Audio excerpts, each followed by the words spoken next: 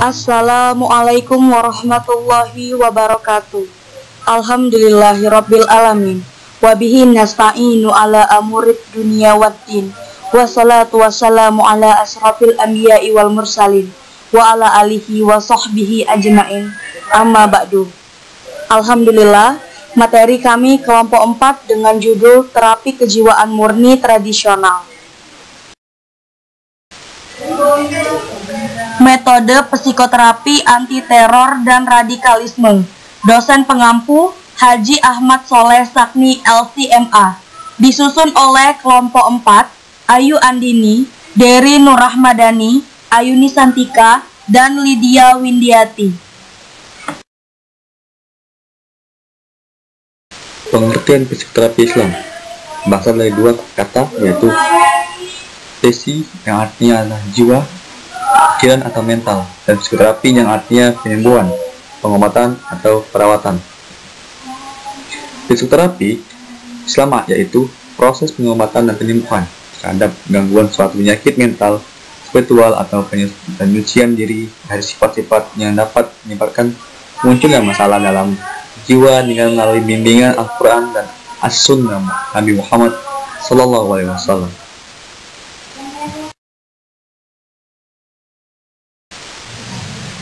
Pandangan Islam terhadap manusia tergambar dalam hadis yang artinya bahwa Rasul telah bersabda, sesungguhnya tiap-tiap kalian dikumpulkan penciptanya dalam rahim ibunya selama 40 hari, kemudian menjadi segumpal darah dan juga menjadi segumpal daging.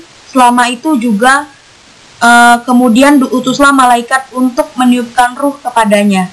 Dalam hadis ini dapat diambil suatu pemahaman bahwa manusia terdiri dari dua hal yang penting, yaitu fisik dan ruh.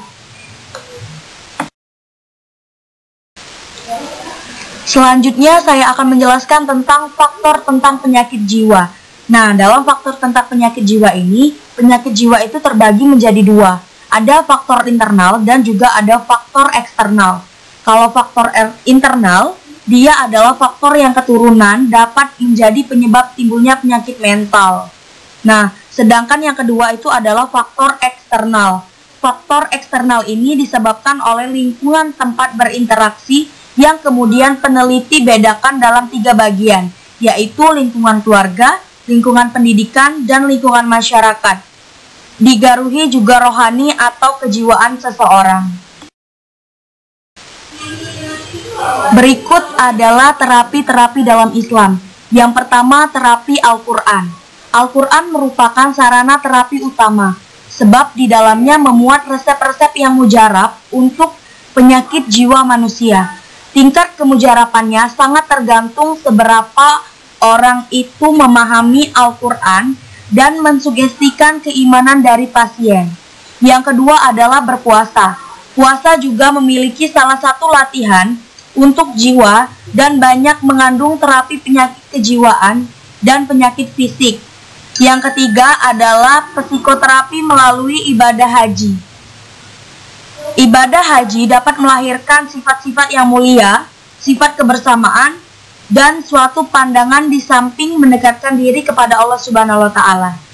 Dengan memperbanyak mengalunkan kalimat-kalimat talbiyah, haji merupakan pusat pelatihan bagi umat Islam. Karena itu, ibadah haji juga menjadi psikoterapi bagi gangguan jiwa. Yang selanjutnya adalah sabar. Sabar adalah salah satu penyebab datangnya keberuntungan, kebahagiaan, dan kemenangan. Berikut adalah tanda dan gangguan jiwa menurut Yosef tahun 2007. Yang pertama ada ketegangan, gangguan kognisi, gangguan kemauan, gangguan emosi, dan gangguan psikomotor. Sedangkan teknik psikoterapi yang digunakan oleh para psikiater atau para psikolog antara lain, yang pertama teknik terapi psikoanalisa, teknik terapi perilaku, teknik terapi perilaku kognitif, teknik terapi humanistik, terapi psikofarmaka, terapi somatik, dan terapi modalitas. 1. Ketegangan atau tension. Asa putus asa dan murung, gelisah, cemas, perbuatan-perbuatan yang dipaksa.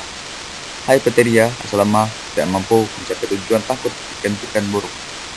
Kedua, gangguan kognisi pada persepsi, masa mendengar atau suatu bisikan yang menyuruh membunuh, melempar, naik penting, atau membakar rumah.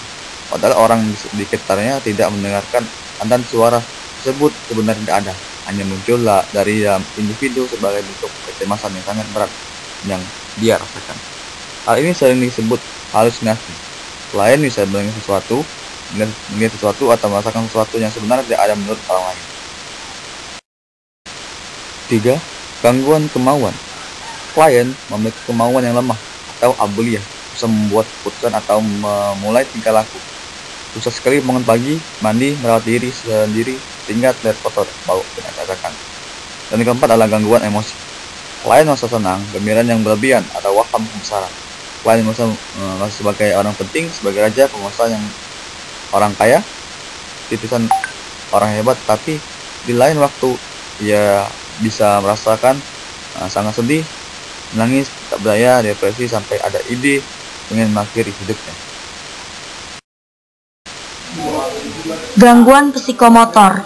Hiperaktivitas, klien melakukan pergerakan yang berlebihan, naik ke atas genting, berlari, berjalan maju mundur, meloncat-loncat, melakukan apa yang tidak disuruh atau menentang apa yang disuruh. Diam lama, tidak bergerak atau melakukan gerakan aneh. Yosef tahun 2007.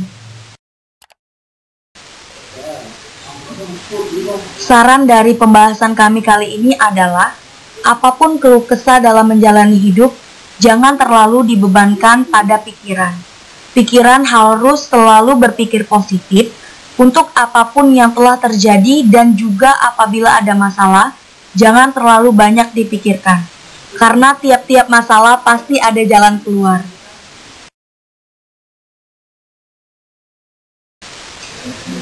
Kesimpulan dari materi yang bisa kami dapat adalah, psikoterapi Islam adalah proses pengobatan dan penyembuhan terhadap gangguan mental dan kejiwaan melalui bimbingan Al-Quran dan Sunnah Nabi Muhammad SAW. Adapun faktor tentang penyakit jiwa, yang pertama adalah faktor internal, yaitu juga penyakit yang berasal dari keturunan, dan yang kedua adalah faktor eksternal yang merupakan mempengaruhi dari beberapa lingkungan. Ada juga beberapa terapi Islam, antaranya ada terapi Al-Quran, terapi puasa, terapi ibadah haji, kesabaran. Adapun tanda-tanda gangguan jiwa adalah ketegangan, gangguan kognisi dan persepsi, gangguan kemaluan, gangguan emosi, dan gangguan psikomotor. Jadi dapat disimpulkan bahwa setiap penyakit gangguan jiwa atau mental pasti ada jalan untuk sembuh, baik dari segi kejiwaan maupun agama. Berikut adalah beberapa referensi yang kami dapatkan berdasarkan dari jurnal, buku, dan lainnya. Referensi yang pertama ada dari Rahmat Yulianto dan Muktamirul Haq Zain, Program Studi Agama-Agama, FAI UMS Surabaya. Yang kedua ada pemanfaatan terapi tradisional dan alternatif oleh penderita gangguan jiwa, Muhammad Arsyad Subuh. Dan yang terakhir ada dari Hawa, Syahid, Takziyatun Nafas, konsep dan kajian komprehensif dalam aplikasi menyucikan jiwa. Terjemahnya oleh Nur Hadi dan kawan-kawan, Solo, PT Era Adi Citra Intermedia tahun 2006. Baik, itulah tadi presentasi dari kelompok kami mengenai materi terapi kejiwaan murni tradisional. Kami ucapkan terima kasih sebanyak-banyaknya dan mohon maaf apabila ada salah kata. Kepada Allah kami mohon ampun. Akhirul kalam. Wallahul muwaffiq ila aqwamit thoriq. Wassalamualaikum warahmatullahi wabarakatuh.